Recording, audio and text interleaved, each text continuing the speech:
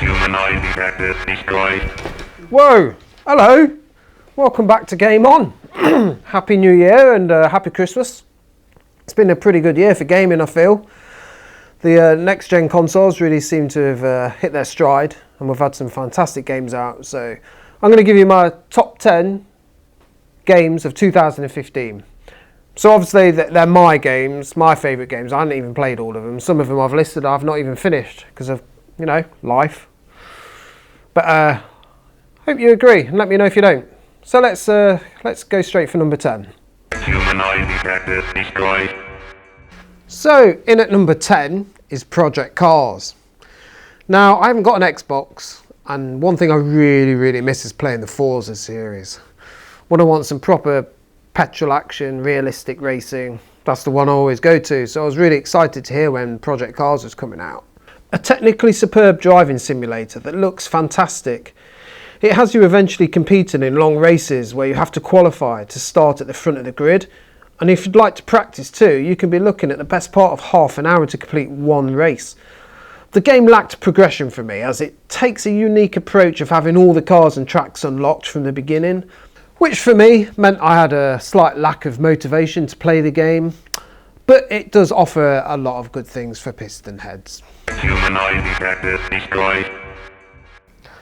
Number 9, Broken Age.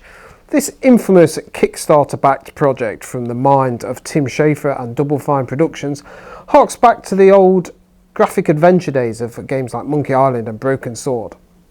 This game really showed the power of the crowdfunding business model, where a set of fans of a cult genre could refinance a game's release that would otherwise not be picked up by a publisher.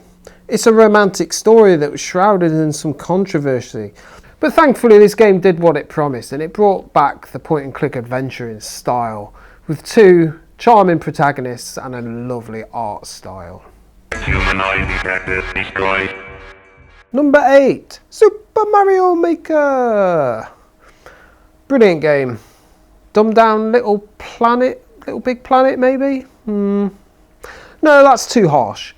Think of it more as an introduction to player-based content creation. That's now spawned quite a community. It's a vision of the future, and we'll surely see further iterations expanding on the set assets available.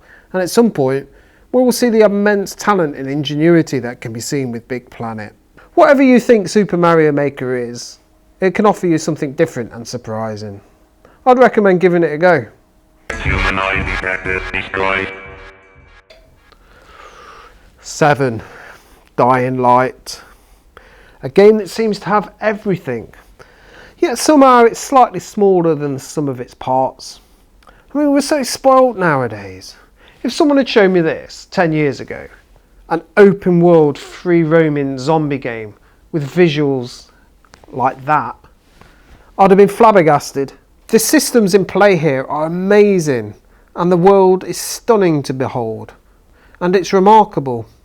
Running around in its open world that feels very dangerous indeed is quite an experience. It does fall slightly short though in terms of storytelling and its portrayal of cliched characters, and seems to suffer from zombie fatigue as it adds nothing new to the genre. But I reckon you can pick it up pretty cheap nowadays, and I'd advise you to go for it, even if you only get 10 hours of its gorgeous visuals. Humanized detected destroyed. 6, Everyone's Gone to the Rapture. A gaming experience? As a participant? Only just.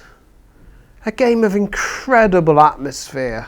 It's a walking simulator, yes, but one shrouded in mystery and emanating an amazing atmosphere as you travel through an empty, small English village, meeting memories of its past inhabitants. It's one of the closest digital recreations of a real-world environment I've seen, and I'd love to play more games like this set in places I'm unlikely to visit in real life. Not for everyone, sure. I'd find it hard to recommend. But for me, gaming is about the new, the surprising. and the ability for it to leave me with an experience I haven't had before. Humanoid detected destroyed. In at 5, Until Dawn. Really enjoyed this game, being a massive horror geek. I had my friends over and we played it on my big projector, and we passed the controller around and told each other what to do, and it was fantastic. It was a real community experience for all of us. And the game actually, once it's set up all the plot lines, it gets really scary. The characters are fantastically well realised and very recognisable from the motion capture. You do find yourself having your favourites and do feel a bit gutted if you don't save them, and the replay value is meaningful as you try and keep your characters from meeting the same fate. A game with the rare potential to cross over and have non-gamers getting involved. If you really are into your horror and love games, then this is a must. I think it's a shame it's a Sony exclusive, because I know some of my friends are missing out on it. Sorry, Lewis. Humanoid detected destroyed. Number 4. Bloodborne. A truly next-gen game. Rarely will we see a game that sets up such a unique world and never wavers from its remit. It draws you in and tightens its gnarly fingers around your windpipe until you feel suffocated by its singular vision. Much like its previous games, From Software have moulded a viciously hard game model, and it's a joy to see them doing so well in this dumbed down, hand-holding era of gaming. And also great that a game like this can thrive outside of the Dark Souls franchise. Damn, it's hard though. Proper difficult. I mean, throw your joypad through the fish tank hard. That never happened. Humanoid detected destroyed. 3. Witcher 3. Yes, fantastic game. The game's all about Geralt, isn't it? A really charismatic kind of main lead, rough around the edges, but containing quite a nice sense of humour. I tried to play him as a baddie, but couldn't keep it up as he's such a likeable character. Witcher's world is well realised and gigantic to a fault, because it's a little samey. But the quests are intriguing, and along with fantastic voice acting and characterisation, it's one of the most atmospheric and deep games of the year. Witcher 3 altogether is a magnificent achievement. Humanoid detected destroyed. Number 2. Life is Strange. Gaming as art or interactive storytelling. I feel gaming needs these kind of games. They make such a nice pace compared to shooting people in the heads and firing flames out of your hands. This game, it just has so much soul. Life really is strange, and I really appreciated experiencing its portrayal of living on the fringes of acceptance. Its tale of a protagonist so far removed from my real self. Yet I felt like I had a window into another world, and it fills me with joy and hope that my favourite hobby can maintain and appreciate this kind of experience. Honestly, this game is why I play video games, and it would have been my number 1, except for a little...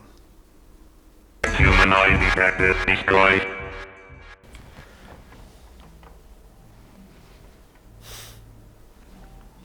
It had to be, didn't it? Fallout 4. Sorry to be so corny, I kind of wanted to choose something else to save myself being so predictable. But this game is just so addictive.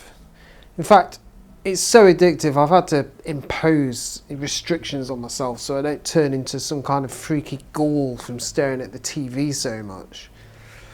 I'm amazed it actually lived up to the hype, and releasing it just 6 months after its announcement was genius. The weapon crafting is inspired and a definite improvement over repairing multiple copies of the same item. In fact, the lack of hand-holding treats you like a pro, though it's a little overwhelming to begin with. I do miss the morality system of the older games, and a few more new enemies would have been appreciated. But it has the same magic as 3 and New Vegas, and it's simply a game world you can live in and get completely lost in, and it's so worth all your time. evolution more than revolution. It definitely ain't broke. And it definitely is a masterpiece. Fallout 4, Game of the Year 2015.